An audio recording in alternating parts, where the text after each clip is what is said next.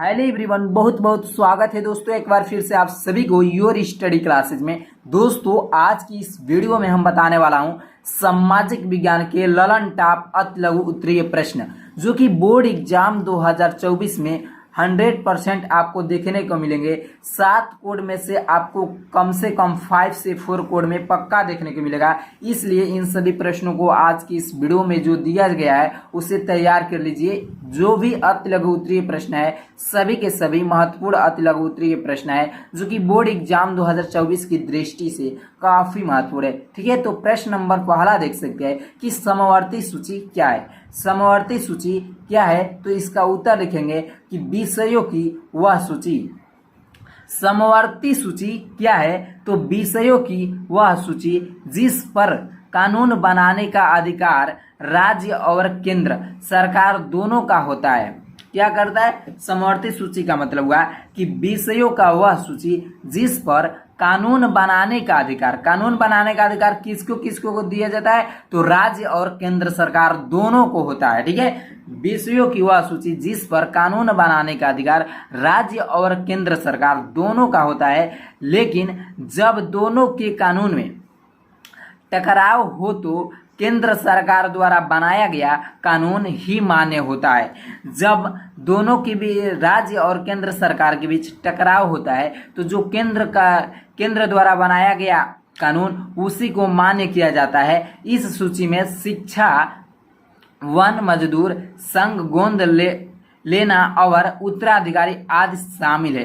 यही हमारा समवर्ती सूची कहलाता है। एक बार फिर से रिपीट कर दे रहे हैं कि समवर्ती सूची क्या होता है। तो समवर्ती सूची वह सूची होता है कि विषयों की वह सूची जिस पर कानून बनाने का अधिकार राज्य और केंद्र सरकार दोनों का होता है, लेकिन जब राज्य और केंद्र सरकार दोनों के बीच टकराव होता है तो केंद्र सरकार द्वारा बनाया गया कानून को ही मान्य किया जाता है। ठीक है, इस सूची में शिक्षा, वन मजदूर, संघ, गोंद लेना और उत्तराधिकारी आदि शामिल है। ठीक है, अब अगला प्रश्न देख सकते हैं 2 नंबर कि मार्टिन लूथर किंग की हत्या कब हुई थी।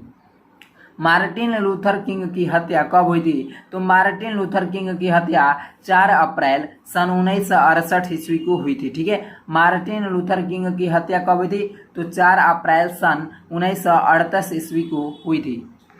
अब अगला प्रश्न 3 नंबर है कि लोकतंत्र के लिए जातिवाद घातक है। लोकतंत्र के लिए जातिवाद घातक है, इसके 2 कारण बताइए। आपको कारण बताना है कि कैसे लोकतंत्र के लिए जातिवाद घातक है। ठीक है, 2 कारण आपको बताना है। तो यहाँ पर पहला कारण देख सकते हैं कि जातिवाद ने देश के विभिन्न जातीय समूहों में आपसी संघर्ष और टकराव को जन्म दिया है।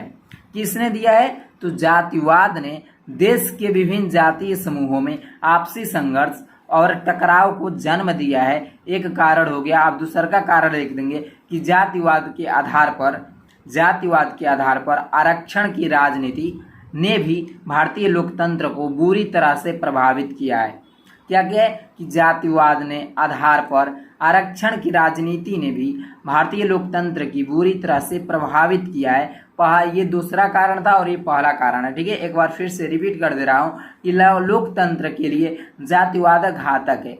ये कैसे जातिवाद घातक हो सकता है लोकतंत्र के लिए, 2 कारण आपको स्पष्ट करते हुए बताना है। ठीक है, तो पहला कारण लिखेंगे कि जातिवाद ने देश के विभिन्न जातीय समूहों में आपसी संघर्ष और टकराव को जन्म दिया है। ठीक है, और दूसरा का कारण हो जाएगा कि जातिवाद के आधार पर आरक्षण की राजनीति ने भी भारतीय लोकतंत्र को बुरी तरह से प्रभावित किया है।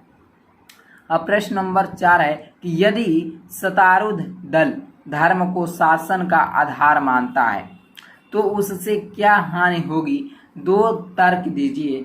ठीक है, तो यहाँ पर लिखेंगे पहला तर्क कि सांप्रदायिक राजनीति को बढ़ावा मिलेगा। ठीक है, और दूसरा का है कि बहुसंख्यकवाद तथा अल्पसंख्यकवाद को बढ़ावा मिलेगा। ठीक है, इस प्रकार दोनों को लिख देंगे। अब अगला प्रश्न 5 नंबर है कि भारत के 2 पड़ोसी देशों के नाम लिखिए।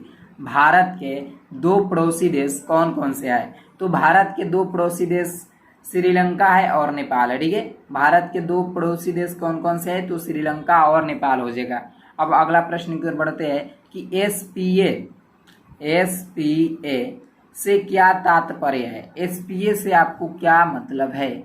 तो संसद की सभी बड़ी राजनीतिक पार्टियों ने मिलकर एक सप्तदलीय गठबंधन SPA तैयार किया। संसद की सभी बड़ी राजनीतिक पार्टियों ने मिलकर एक सप्तदलीय गठबंधन SPA तैयार किया। 7 पार्टी आंदोलन अलायंस, 7 पार्टी अलायंस सप्तदलीय गठबंधन है।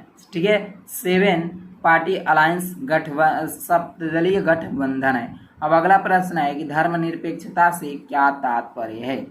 धर्मनिरपेक्षता से क्या तात्पर्य है? राज्य का अपना कोई धर्म न हो, राज्य का कोई अपना धर्म न हो तथा राज्य में रहने वाले व्यक्ति स्वेच्छा से कोई भी धर्म अपना सके तथा राज्य धर्म के आधार पर नागरिकों में भेदभाव न करे, तो यह स्थिति धर्मनिरपेक्षता कहलाती है। ठीक है, राज्य का कोई अपना कोई धर्म न हो तथा राज्य में रहने वाले व्यक्ति स्वेच्छा से कोई भी धर्म अपना सके तथा राज्य धर्म के आधार पर नागरिकों में भेदभाव न करे, तो यह स्थिति धर्मनिरपेक्षता कहलाती है। ठीक है, अब अगला प्रश्न। तो आज की इस वीडियो में इतना ही। अब अगली वीडियो में मिलते हैं, तब तक के लिए जय हिंद जय भारत।